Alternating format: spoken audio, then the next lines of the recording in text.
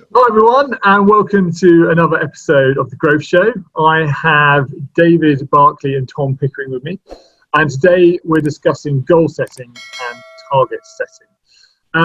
So David, how does goal setting impact teams? In a massive way. So it's one of those slightly counterintuitive things. You don't think it would be part of emotional intelligence, but goal orientation is actually quite a big part of emotional intelligence, primarily because winning helps build confidence, and that helps us feel better about ourselves, and that breeds more trust and everything in the team around us. So I think a lot of the time with teams, having really clear defined goals that people can actually achieve and they can see the path to achieving is really important in terms of building that team and building confidence within things. I know Tom's probably going to talk about how we do that and how we set bigger and bigger targets and how that can work. But to start off with, it's about getting people winning. And often in teams, we have these big sort of goals of, we need to increase revenue by 17% this year or whatever it is. And that seems quite big and scary for most people. So how do we boil all those big things down into little steps that people can win at? So how do we get people into the habit of winning that's then going to breed confidence throughout a team? That's perfect. And Tom, what's your take on that? Yeah, I'd like to start off with some goals that were achieved, Nick, and sort of work back from there, because most of which, as David just said, were in theory impossible, and it's an interesting question to think actually what's the limitation on what we can achieve. So the first one was an organisation which I led in 2002, and we could produce any one of 4,500 SKUs in 30 minutes. So the lead time was just ridiculous, and multi-award winning business, and it was just the level of performance was extraordinary. But actually, what was interesting about that situation was prior to achieving that, everybody thought they were best in class, which is completely disastrous because it almost stopped the improvement process. And furthermore, in that business, we actually went on to take out 25% of their material cost in 9 months. And that was partly because I had a very broad team and I had the resources to do that. But that really flew in the face of the procurement director and the whole procurement structure in this whole organisation, because they were tasked to reduce procurement spend year on year, 5% year on year, and because I had the whole team, including the engineering, the design, and manufacturing, customer support, everything pretty reporting to me. We achieved that. We achieved 25% in 9 months. So the procurement guy wasn't very pleased because that blew his budget for 5 years. So there wasn't much fat on the bone, but it was there to be had. And I think some of the interesting things about this is that there are norms in industries. So, for example, in retail, there are norms for food retail margins, which are about 35%, and there's a norm for normal retail, about 48%. And print is always regarded as being 10%, and I've got print margins up to 60% by actually defining the fact they weren't print businesses, they were doing other things.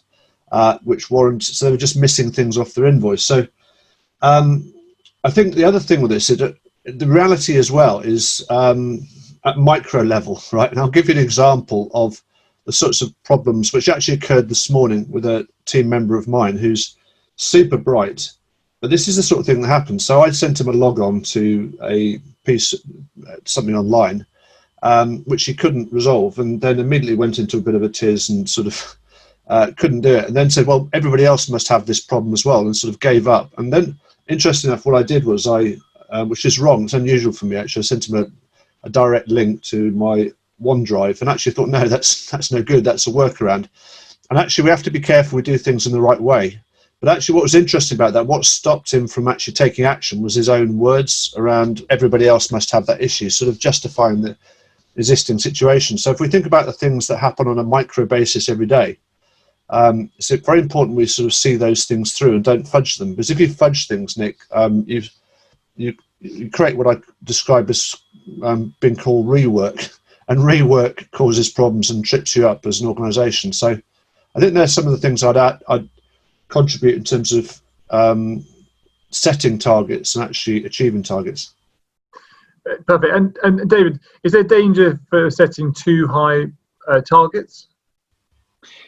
Yeah, absolutely. Not least because people then think they can't. If people can't think they can do it, most of the time we're battling people's belief systems about what they can and can't do. That's what the real battle comes down to.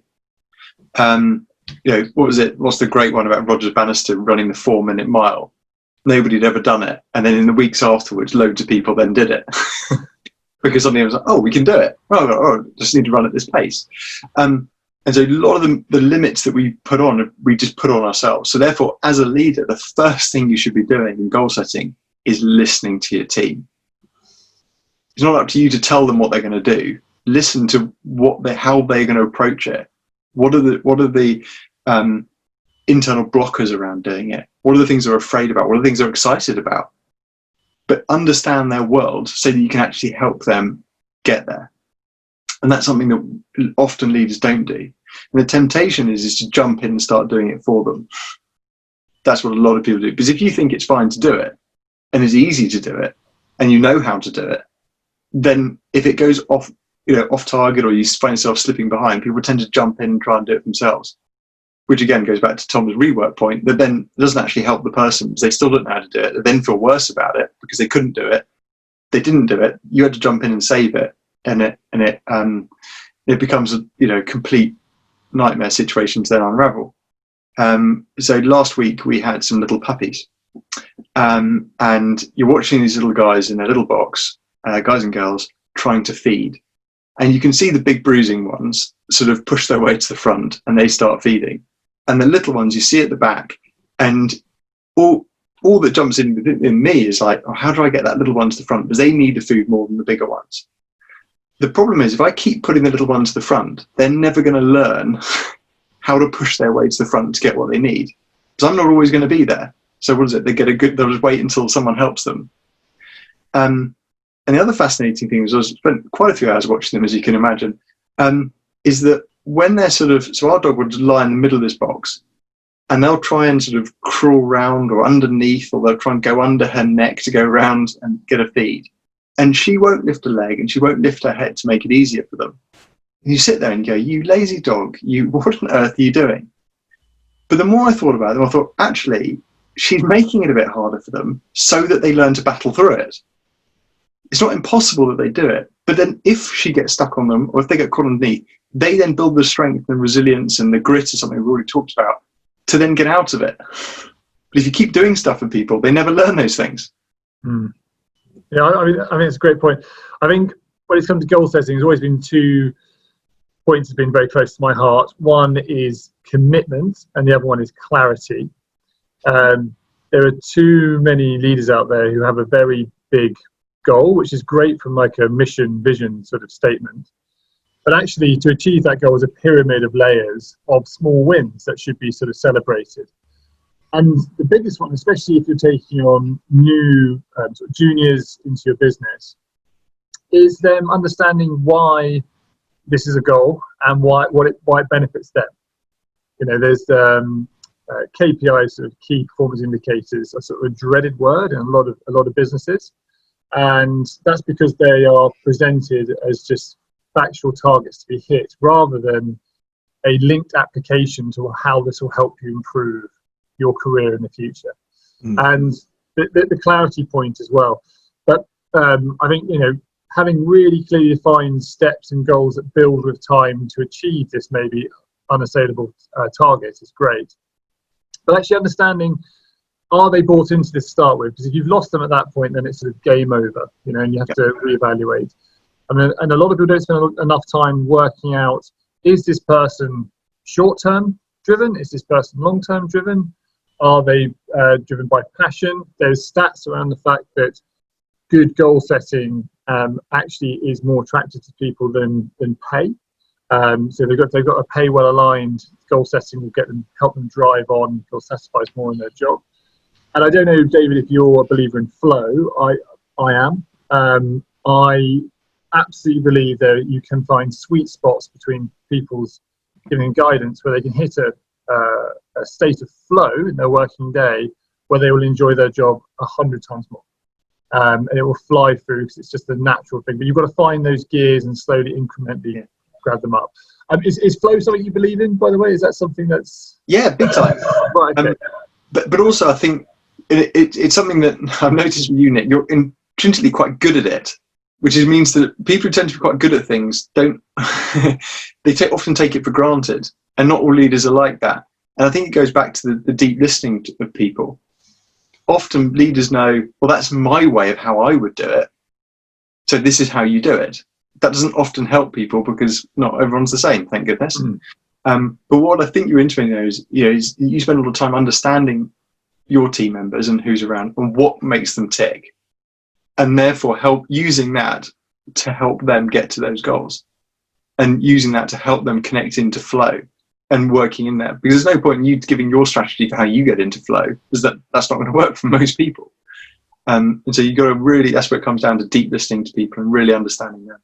Yeah, and I think there's managers who see this one size fits. I mean, a KPI or goal can be one size fits all as a team, but the way it's executed is not. And I think that's what gets lost on quite a few people. Tom, would you agree with that? What I was suggesting, Nick, was actually there's very little in us actually achieving our targets. I think organisations make it very difficult for us to achieve them. Right. So I wasn't particularly suggesting to set stupid targets. I think I was just talking about the art of the possible, and the sorts of things that actually stop people from achieving their targets are actually quite resolvable without tiring people out. And in fact, this is the concept of the jazz band, right? Where you've got intimate relationships. The dialogue is keeping you on target. You're wasting very little time. I noticed that most leaders' communication wastes about 70% of their employees' time. And they don't need to do that if they're aware of that. So, and actually, as a consequence of taking actions that staff actually want to take in their own way, they become a whole lot more productive. So, and actually, when you look at this stuff, actually, there isn't very much in us not achieving stuff. I think organisationally as well, it's important if you ask somebody to do something, they've got the tools to do the job. But also, if you consider a business a bit like yours, Nick, where you've got recruitment staff and you've got all kinds of different people, some of who are high achievers, you don't want a team of high achievers, because you can create an awful dynamic of competition. And I think that, I think in some ways you can find someone delivering maybe revenue of, just about covering their costs, but doing a great job in terms of customer relationships versus someone who's aggressively trying to achieve their target in a professional service environment and screwing up relationships, frankly. So I think you need both, and I think you need that balance. So I think, and I think the other thing is actually when you look at the limitations of people. I mean, David and I talked about this before. We have got a supercomputer on the top of our heads, right, that we don't use, and some of the mantras around tech, and the way that works, as if that's going to improve us, actually, in my experience, actually undermines our ability to think things through and do some of this stuff. So I think the other part of this, I think as well, Nick, is also that particularly at the moment that leaders need to justify their existence because employees are very much working more under their own steam. And so that engagement really has to be helpful and useful. So whatever reviews people are invited to come along. And I think that's an escalating issue. So every time you get together, you've got to learn and you've got to take new action to make that worthwhile. And I think there's an element of that, actually, the integrity in this as well. So at no stage am I suggesting that people should be doing things that they're uncomfortable with. But there are a few things actually that people don't do. And I'll tell you a couple of things I've noticed which are unusual. People don't get into groups to sort problems out. You have to herd people into groups to sort problems out. And the reason for that is because you have to create the time and space as a leader to do that. And the reason for that is because people's worst fear is actually breaking existing relationships in an organisation.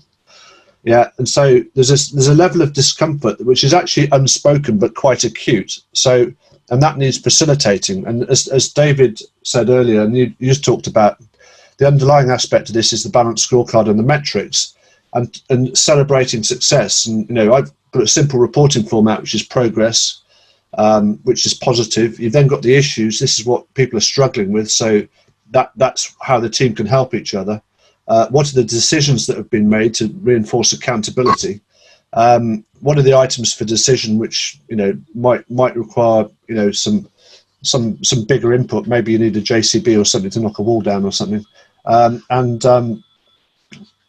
the budgetary issues that might be stopping you? So there's that whole process in there. But 100%, even in difficult situations, I think if you get people firing all cylinders in the jazz band, working under their own steam in their own way, with a leader that engages with them in a way that reinforces intimate relationships. And intimacy is an odd word in businesses, but I think intimacy is absolutely vital, because in a business like yours, again, relationships with customers are absolutely what drives profit.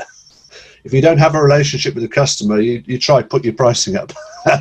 It's a fairly short discussion. So I think that's becoming more and more important in this, that whole intimacy of the relationship, and that jazz band performing, picking up information, adjusting live, removing all the obstacles and just getting on with it.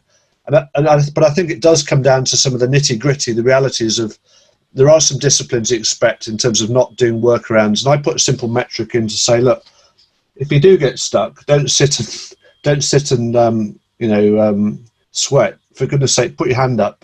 But one thing, just make sure you put your hand up in time to fix the problem, rather than get to the review and say, I'm sorry, you haven't done it. That's about the only thing you can do. That's nothing's unforgivable. That's a behaviour that I have limited patience for, let's say.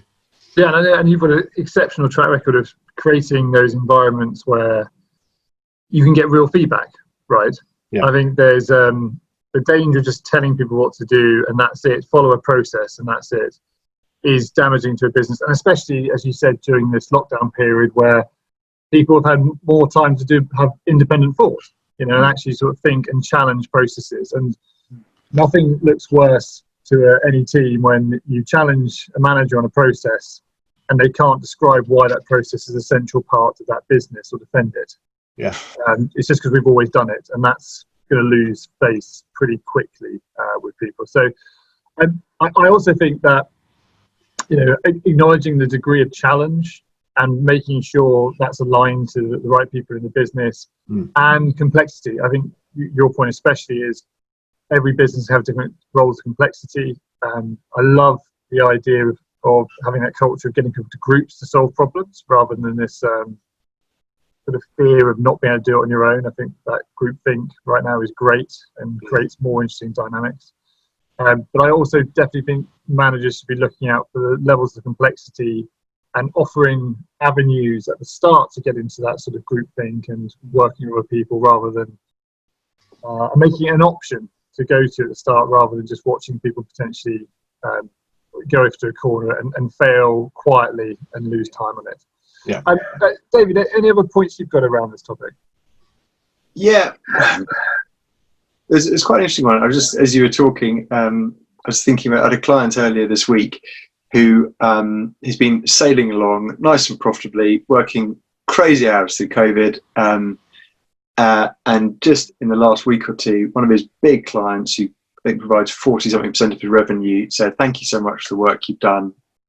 I think it's time we got someone fresh in, to consult in this area, which was a really good natural point to breaking that relationship, but perhaps a bit early, a few months earlier than he thought. And that created a sort of instant sort of panic, which I'm sure lots of people are having at the moment. Now, one of the things that panic does, and particularly at this time with goal setting, is people go very one-dimensional. They go back to the one way that they've had success before. You just go back to the neuro pathways and go, oh, I'll do this and this will work. And one of the things we did in that in the session we did earlier this week was look at just different ways for him to get that revenue. Who are the different people you talk to. We just had like a little spider diagram on his desk he's going to have there for the next 10 days or so. And he's just going to write different ways to get that revenue. What that does is that opens up new ways of thinking to hit targets, and actually new ways of doing things. And so sometimes it's just really good to sit with a problem and not just go the first way. Just go, let's say that one way will not work. You have to think of a different way. And that's going to start to spark some real creative thinking when under stress. Yeah, I think that's great. And that sort of working backwards mentality of here is a goal, how are we going to get there? And actually having the teams define the process to do it so they know the steps on that way is great. And also to come on to Tom's point of, you take the sales world, for example, everyone's the same hours in the day, and there are people doing 100 grand a year, and there are people doing 5, 6, 7 million a year. And just by mentioning the difference in times, it gets people thinking to go and at least investigate how are they working differently to me. You know, is it process, or is it actually some unattainable skill or relationship that I might not be able to work on to adjust my way. Tom, any sort of closing points for you around target setting or goal setting? Well, I think I'd rarely tell anybody to do anything, Nick. I never do. And I probably used to do in my career, actually. I definitely did. But I think very much my approach is to find out what fits best. And, if somebody is delivering 100 grand a year versus £500,000 a year, what is the appropriate commercial model that sits around that, which makes that worthwhile to leverage the best of that individual? Because I think when it comes to revenue, even when it seems like it's binary, 2 million sales, but actually at what gross margin, who's the client?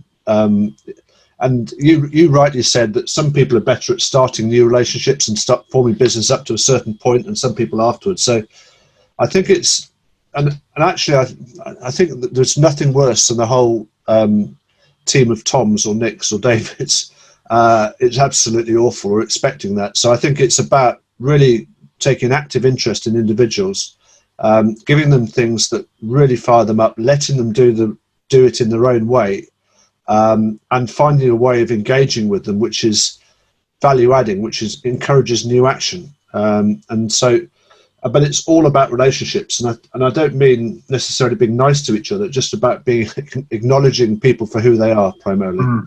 No, I think that's great, and I love that point around utilizing skill sets. I think a lot of people are hired into jobs for 40% of their overall skill set, and I think now is a time to look how you're utilizing the team, find people to put their hands up who can actually add more value across your business, rather than just the 40% you want to focus on. And there are certain people in your business where it is just that 40%, and they just don't need to deviate from that. And that is your alphas who play in that space, and that's great.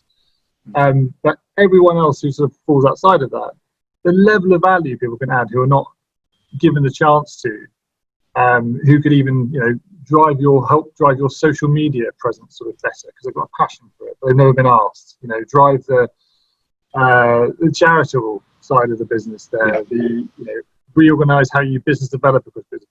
I think now is, and when time's running out, like now is a time to get people in the mindset of just utilizing people to the max and actually defining how they're paid and valued in the business more than just a number they've got to hit or a program they've got to develop. There's many more tangibles there. Guys, I love this subject, and we're going to have a continue offline about it, and we might do a mini summarized video on this just to bullet point a few of the things, because there's so many different angles we can sort of take this. But again, thank you so much for your time. Thanks to everyone at home. Subscribers, over 1,000 subscribers now, so thanks for bearing with us. We're slowly getting back into better Wi-Fi conditions and proper equipment, so that's coming in the near future hopefully. But thanks for the support, and we will catch up with you very soon. Keep firing in the tricky topics you want us to discuss and pull apart, and we'll do our very best to get through that. All the best, and see you soon. Bye bye.